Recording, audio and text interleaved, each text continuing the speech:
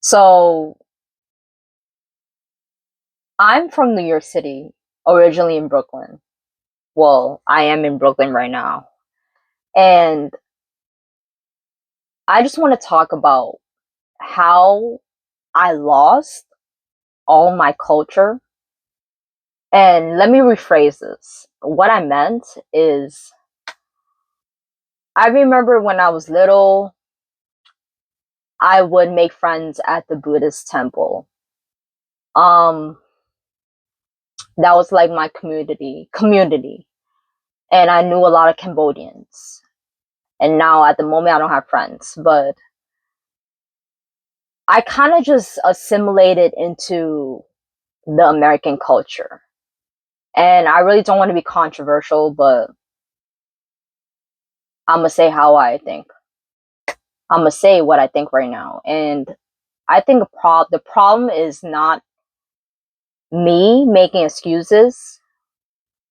The problem is that I find excuses to not learn my language. And I'm just being real with you.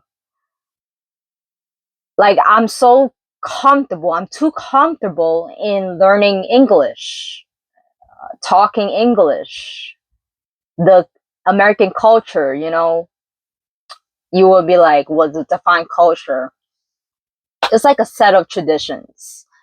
And this kind of like breaks my heart because I feel like a lot of the things that are in my culture is kind of like a barrier between what I find what is right and what is wrong. So I can understand khmer, but I cannot read or write it, and I cannot speak it fluently like I used to. And I'm embarrassed for myself. I'm not saying that to shame other people who can't speak the language. I'm just saying, like, if I only loved myself as who I am and loved myself for where I come from, and I'm American, so it's kind of a hard position to be in because I was born here. I was never born in Cambodia, but I have blood from my immigrant parents that are Cambodian. Does that make sense? So I know that I don't have to be hard on myself, but I just want to be transparent with you again. I have Cambodian blood, but I'm not like too Cambodian to speak. And it convicts me because I don't know how to answer people who ask me where you come from. I'll be like, I'm from Brooklyn. And then they're like, where do you really come from?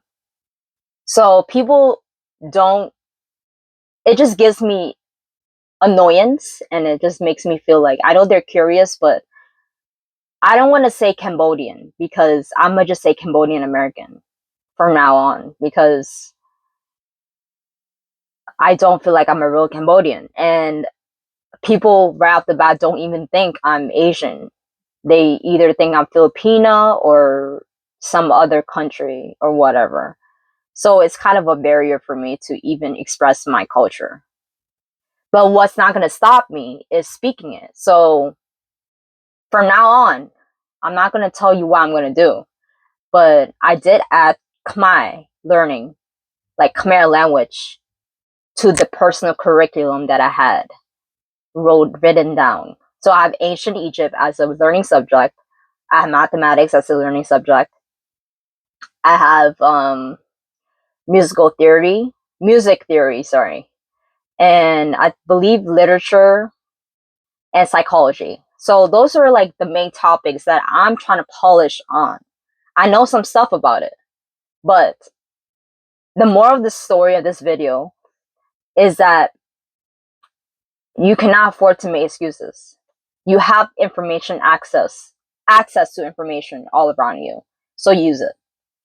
And also try to take what resonates and what don't. So please do not come for me. I just think like I just want to be transparent with you of the way I've been thinking lately. And I love Cambodia culture. I'm proud to be Cambodian. But we are the friendliest people. We are kind, we are generous, but don't take us for weakness because you will fuck around and find out. And I think like,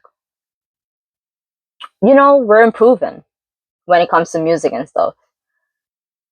I know Nupang Nut or Nopang. We know Priya Savat. We know Al Sukon Kanya and Pixel. These are the music artists that I used to listen to. But for some reason I just kind of like drifted away and then try to Americanize myself. So I'm not proud of it, but it was to fit in. It really wasn't. We were just really to fit in. And I just want to be real with you. Like, it feels like a lie. Like, I don't know. It just feels like I try to fit into the American culture and I can't seem to fit in because I was born to stand out. All of us are born to stand out, but in general, universally meaning, I think just be yourself. That's just my advice. Be yourself. Don't be ashamed of your culture. Don't be ashamed, which I wasn't ashamed, but because I was put in ESL class in middle school, I felt like I was not good enough. So, like I said, I spoke fluent Cambodian before or fluent Khmer before, but I assimilated and then into American culture and then I just sort of fell off. So, yeah, that's that.